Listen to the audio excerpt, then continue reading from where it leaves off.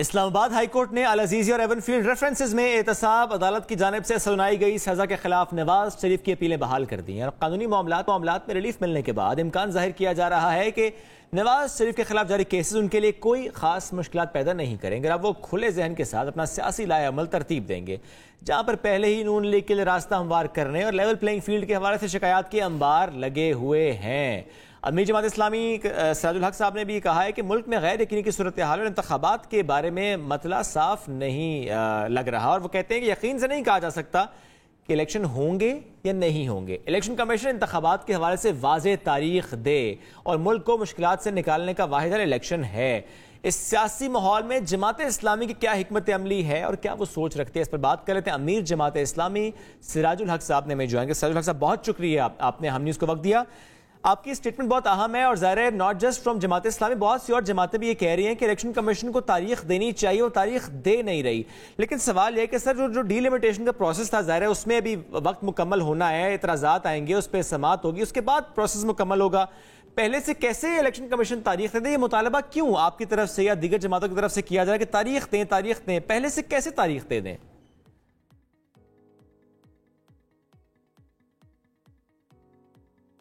بسم اللہ الرحمن الرحیم۔ دیکھیں، یہ تو آئین میں لکھا ہے کہ اسمبلی ٹینیور یا مدت پورا ہونے کے بعد الیکشن ہو۔ یہ کوئی اچانک حادثہ نہیں ہوتا ہے الیکشن کمیشن کے لیے کہ ایک اچانک مصیبت آئی، طوفان آیا، زلزلہ آیا، سیلاب آیا۔ یہ پہلے سے ایک تو شدہ آئین کا تقاضا ہے۔ تو میں نہیں سمجھتا ہوں کہ الیکشن کمیشن کو اتنا کنفیوز ہونا چاہیے کہ وہ ایک تاریخ اب تک نہیں دے سکے۔ پھر یہ ہے کہ الیکشن کمیشن کا اس کے علاوہ کام کیا ہے؟ جہاں تک حلقہ بندیوں کی بات ہے تو وہ تو ہوتا رہے گا، اس کے باوجود بھی آپ اس کے لیے ایک ڈیٹ مقرر کر لیں کہ اتنے عرصے میں یہ سب کچھ مکمل ہوگا اور اس کے بعد الیکشن کا یہ تاریخ ہوگا۔ تو میں سمجھتا ہوں کہ یہ جو کنفیوژن ہے الیکشن کے حوالے سے، اس کو کلیئر کرنے کے لیے ہم تاریخ کا مطالبہ کر رہے ہیں۔ سراج الحق صاحب، وہیں پر دیکھا جائے تو بہت ساری جماعتیں اب یہ بھی تنقید کر رہی ہیں کہ نواز شریف صاحب کی وجہ سے الیکشن کی ڈیٹ نہیں دی جا رہی ہے۔ وہ یہ کہہ رہے ہیں کہ پہلے تو ان کے آنے کا انتظار تھا، اب ظاہر ہے ان کی کیسز میں ریلیف تو مل رہا ہے، ساتھ ساتھ خیر وہ ریلیف بھی کہا جا رہا ہے کہ غیر معمولی ہے، لیکن ابھی بھی کہا جا رہا ہے کہ جب تک ان کے لیے زیرو رسک نہیں ہو جاتا، ایلیجیبل نہیں ہو جاتے، تب تک تاریخ نہیں دی جائے گی۔ آپ کیا کہیں گے اس بارے میں؟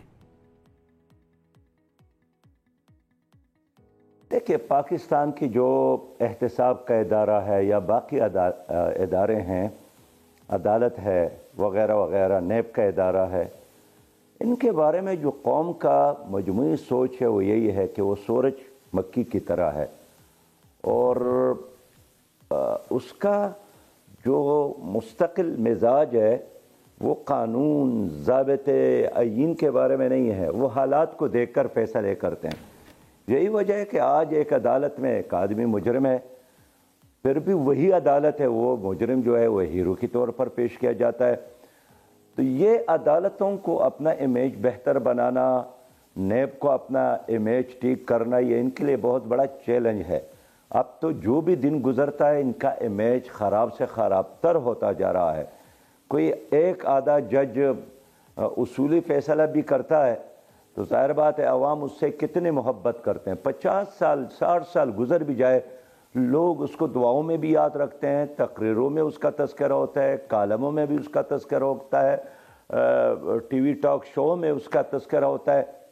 لیکن ویسے مجموعی جو نظام ہے، خود آپ کو یاد ہوگا فائز عیسیٰ صاحب جب چیف جسٹس نہیں تھے اور وکلاء کے کنونشن میں، نہیں ججز کے کنونشن میں انہوں نے پوچھا تھا کہ کیا ہماری عدالتوں میں انصاف ہے؟ جو انصاف کے بارے میں یقین رکھتے ہیں وہ ہاتھ اٹھا لے۔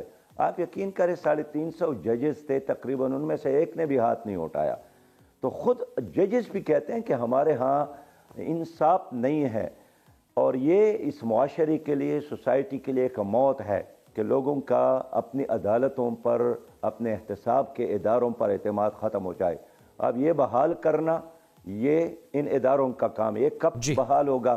یہ اس وقت بحال ہوگا جو بڑے لوگ ہیں، جو وی آئی پیز ہے، اگر قانون اس پر نافذ ہو، وہ مثال بن جائے، تب لوگ کہیں گے کہ ہاں اب عدالت میں عدل اور انصاف کا بول بالا ہے۔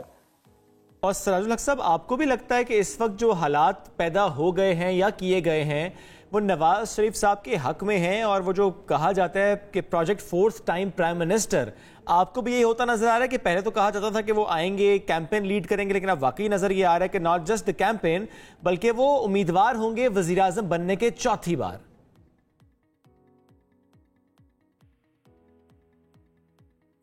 دیکھیں، پاکستان میں یہ پہلا بار نہیں ہو رہا ہے، اور مجھے افسوس ہے کہ ہمارے اداروں نے تاریخ سے کوئی سبق بھی نہیں سیکھا۔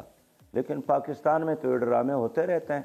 معین قریشی صاحب باہر سے آ گئے، کراچی ایئرپورٹ پر اترے، لوگ اس کو جانتے بھی نہیں تھے، پاسپورٹ اور شناختی کارڈ دیا گیا، اس نے کہا کہ میں آپ کا آئندہ کا وزیر اعظم ہوں گا، اور پھر وہ نگران وزیر اعظم رہے، پھر جب فارغ ہو گئے واپس چلے گئے۔ آپ یقین کر لیں، اندازہ کر لیں، کروڑوں کے پاکستان میں ایک آدمی باہر سے آتا ہے، اچانک اور وزیر اعظم بنتا ہے، 3-4 مہینے کے بعد واپس چلا جاتا ہے۔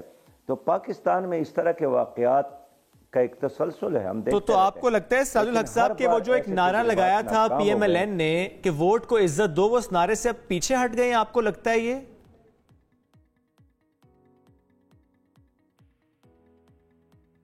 دیکھیے، ووٹ کو عزت دو کا نعرہ کا مطلب یہی تھا کہ میرے ساتھ باجوہ صاحب نے ظلم کیا تھا، میرے مینڈیٹ پر اس نے ہاتھ ڈالا تھا اور مجھے اپنے حق سے محروم کیا تھا۔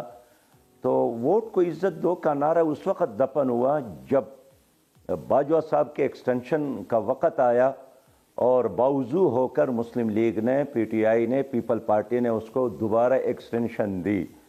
تو اس وقت یہ ثابت ہوا کہ یہ ایک وقتی نعرہ تھا، حقیقت کے ساتھ اس کا کوئی تعلق نہیں تھا۔ اچھا، تو ابھی آپ الیکشنز ہوتے ہوئے دیکھ رہے ہیں، آپ کو لگتا ہے کہ ڈیٹ جلد از جلد دے دی جائے گی، اور اگر پھر سے ڈیلے کیا جاتا ہے تو پھر جماعت اسلامی کا اگلا لاہ عمل کیا ہوگا؟ کیا سٹیپ، کیا ایکشن لیا جائے گا؟ میں مایوس نہیں ہوں، میں پر امید ہوں۔ الیکشن ضرور ہوگا، اس لیے کہ الیکشن کے علاوہ اور کوئی راستہ نہیں ہے، اور الیکشن کا نہ کرنا یہ آئین کے خلاف ورزی ہے۔ جماعت اسلامی یہی سمجھتی ہے کہ اگر آپ نے ملک کو آگے لے جانا ہے تو راستہ صرف اور صرف الیکشن ہے۔ البتہ یہ ضرور جماعت اسلامی کا مطالبہ ہے کہ الیکشن میں کسی کو لاڈلا اور کسی کے ساتھ ستیلے بیٹے کا سلوک نہیں کرنا چاہیے، سب کے ساتھ یکساں سلوک کرنا چاہیے۔ سراج اللہ حق صاحب، اس وقت آپ کی نظر میں لاڈلا کون ہے اور ستیلا کون ہے؟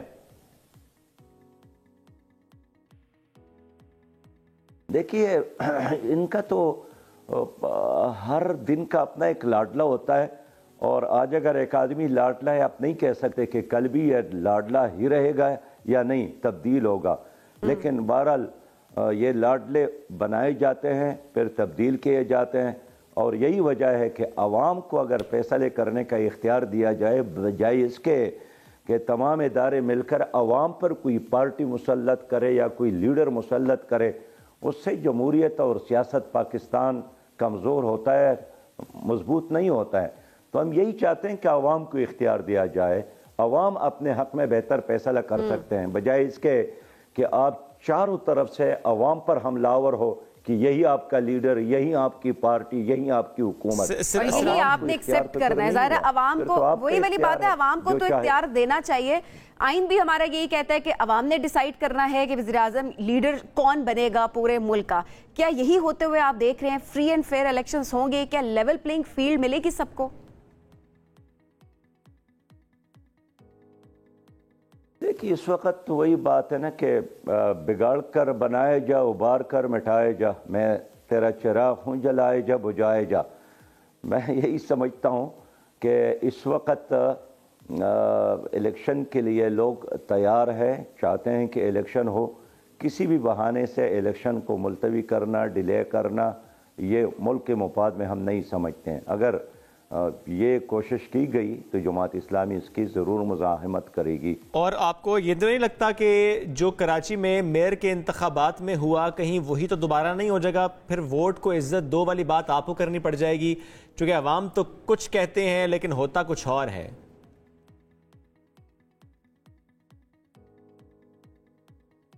देखिए, हमारे करीब हमारा पड़ोसी इंडिया है। इंडिया में एक दिन के लिए भी ये नहीं हुआ कि वोट को इज्जत दो, इसलिए कि वहाँ आज़ादी के बाद एक तसलसल है जमहूरियत का। यहाँ 35 साल गैर जमहूरी निज़ाम रहा है और 35 साल के बाद जो बराए नाम जमहूरी निज़ाम है वो भी उन्हीं के परवरदा तरबियत याफ्ता लोग होते हैं। इस्टेब्लिशमेंट के गबलों में पले और बड़े लीडर होते हैं जो हुकूमत में आते तो हैं, मुसल्लत तो हो जाते हैं, लेकिन डिलीवर नहीं कर सकते। हम तो शुरू ही से इस मौक़िफ़ के हामी हैं कि इलेक्शन कमीशन को इंतज़ामी लिहाज से, माली लिहाज से बाइख्तियार बनाया जाए ताकि वो इलेक्शन के वक़्त इधर उधर से लोगों को लेकर वो किसी से असर ना ले, किसी का डिक्टेशन ना ले। लेकिन वहाँ इलेक्शन कमीशन एक और तरह का है, यहाँ का इलेक्शन कमीशन कुछ और तरह का है। और यही वजह है कि जिस दिन इलेक्शन हो जाते हैं उसी दिन वो मुतनाज़ा बन जाते हैं। तो इस इलेक्शन को तनाज़ात से बचाने के लिए एक ही रास्ता है कि इलेक्शन कमीशन उस आईनी दायरे में रहे जो आईन में उनके लिए दर्ज है कि शफाफ इलेक्शन और सबको यकसा मौक़े देना। बिल्कुल। अच्छा सिराज हक साहब, अब ज़रा मैं फ़लस्तीन के मामले पर भी आपका मौक़िफ़ ज़रूर लेना चाहूँगी। पाकिस्तान का किरदार किस तरह से आप देख रहे हैं इस सारी सूरत हाल में? पाकिस्तान समेत इस्लामी दुनिया के हुक्मरानों का किरदार मिसाली नहीं है और अब भी कन्फ्यूजन है और अमेरिका की तरफ देखते रहे हैं। कोई एक वाज़ेह लाइहा अमल नहीं दिया।